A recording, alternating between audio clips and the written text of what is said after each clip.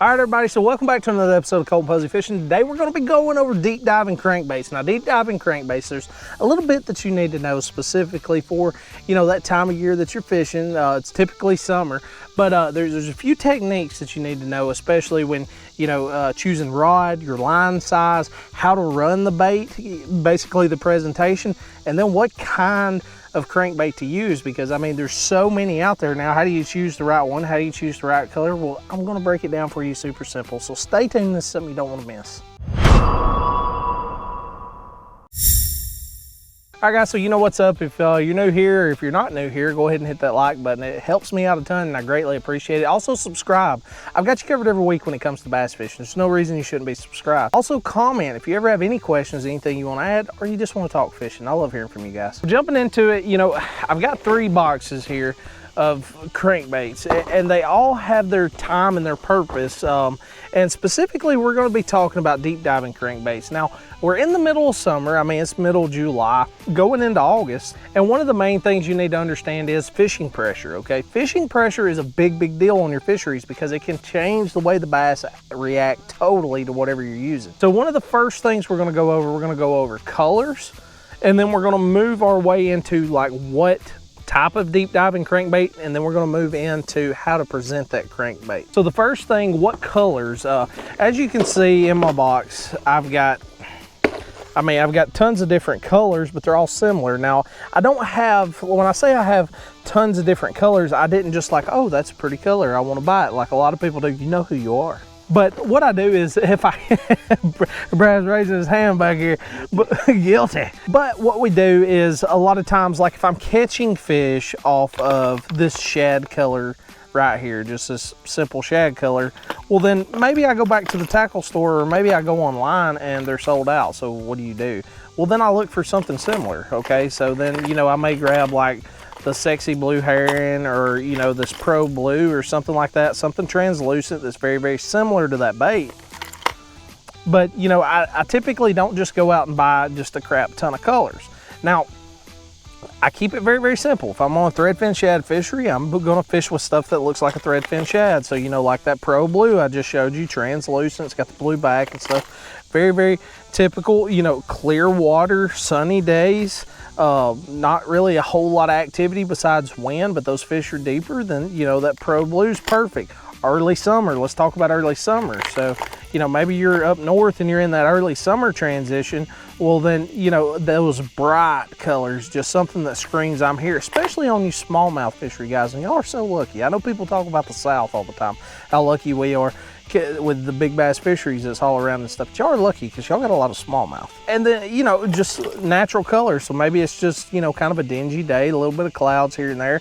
Green gizzard shad, something that mimics the bait very well. Now, another thing that I want to talk about that a lot of guys don't talk about, and that's crawfish colors. Crawfish colors are amazing during the summer also. Now, I'm typically not going to be going with the bright red. I like to go with something with a little bit of orange, or kind of like that green pumpkin looking color, like the sexy summer shad, something like that.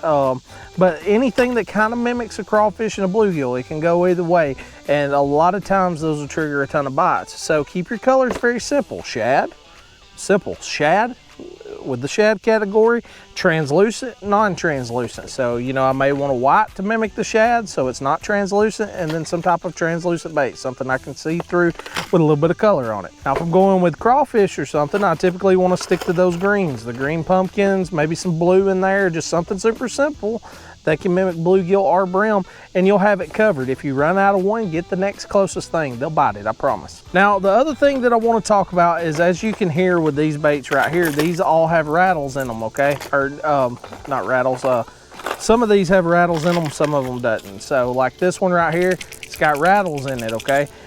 I'm typically going to go with those rattling baits early summer and then kind of into late summer. It just kind of depends on the watercolor.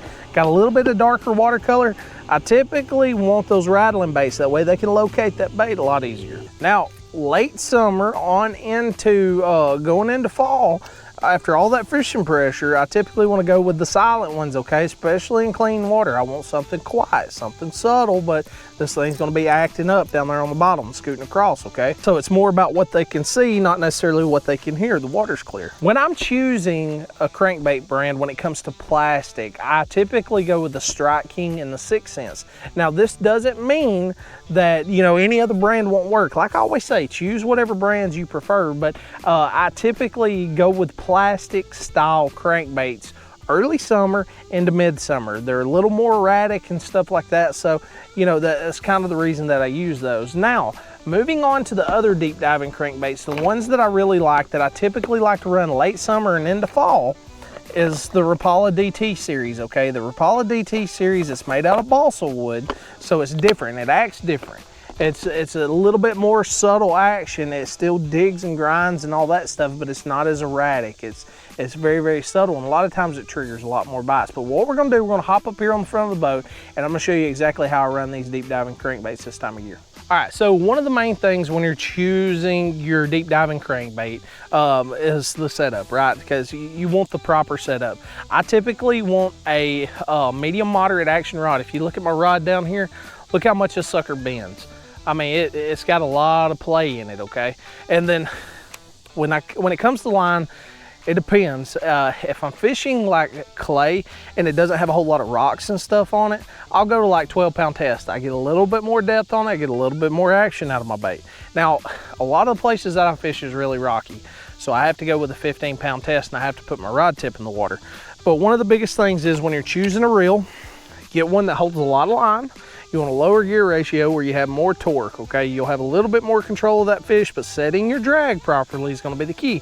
Because when you go to set that hook, you just wanna pull that hook into them. You're not trying to jerk it out of their mouth or anything like that. If you go to pulling real hard, that's typically what happens. So having that limber rod gives that fish a little bit of play when they come up and jump, and then the higher torque is gonna give you a little bit more control over that fish. Choosing the long rod, you know, it's a crankbait rod, but it's 7'6". It's got a lot of whip to it. And what that allows me to do is when I cast, I can get that bait out there, you know, half a mile. So the main thing is, as soon as that bait hits the water, what I'm gonna do, you're gonna choose a crankbait that's gonna hit bottom, whatever depth you're fishing, okay? I'm gonna put my rod tip in the water, and I'm gonna start burning that bait. Just like that, I'm gonna start burning it.